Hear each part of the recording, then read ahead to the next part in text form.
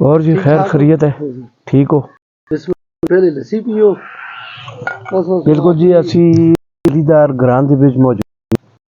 और ये जमींदार ये बहुत अच्छे और ये देखो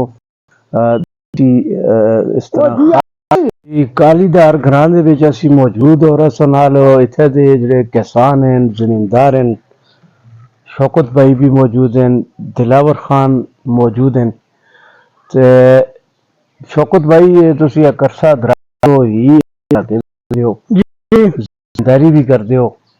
बहुत सारे लोग तकरीबन को तजर्बे जी कोई तुसी के चाहते हो शायद कोई ऐसा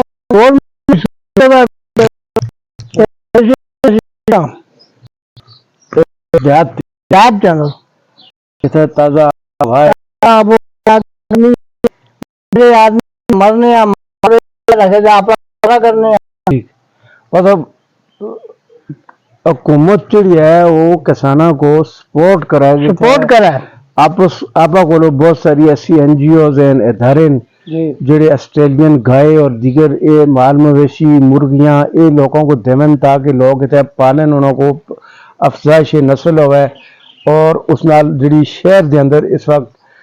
दूध की किल्लत है, गोश्त की किल्लत है, जी इस वक्त जाहिर है कि 2 नंबर दूध जो है सब 2 नंबर मंसूर दूध बेचता है।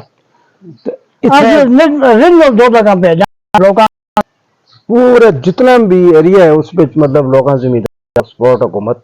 क्या होगा तुसी इस इलाके में आज खुश है वाह अच्छी है कितने घर से जमींदारी कर रहे हो? आवाज आज मेरी 60 साल हो गई जमींदारी करना दादा परदादा करता आया पिछो दिलावन तुसी भी अगर राज तो जमींदारी कर रहे हो तुसी भी रहे हो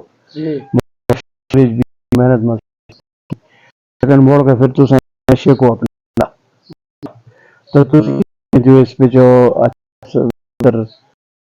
यार जी शाह साहब एक पे अपना ग्रां असली रिश्तेदारी है, दूसरे नंबर पे ये ग्रां दा माहौल भी है ते तुसें पता है हर चीज मुले दी है ते किसान इत्थे चलो असां दा गुजारा हो जाए अल्लाह दा शुक्र है कोई मसला नहीं भैन भरा लोग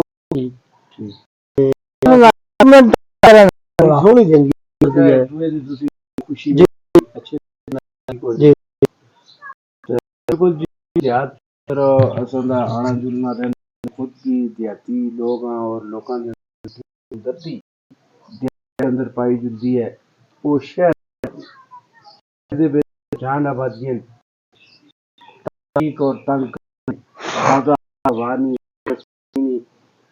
के दरमियान हमदर्दी लेकिन इत्थे दे लोग जिन्हें नु अपना गम और खुशी सो लफात उन्होंने आपस में चलता लेकिन गम खुशी दे मौके ते वो बिल्कुल और जो देता बड़ी मेहरबानी शौकत भाई तुसा सोना सा को अपना कीमती वक्त देता जी जी और ये देखो जी शौकत भाई 60 की उम्र जवान है वजह ये वर्क करें काम करते हैं सुबह शाम करते हैं कि जड़ा आजकल दे डॉक्टर हैं कि जी तुसी वर्जिश करो और वर्जिश जो है वो बहुत सारी बीमारियां का इलाज है वो एक जमींदार आदमी सुबह के शाम तक और सारी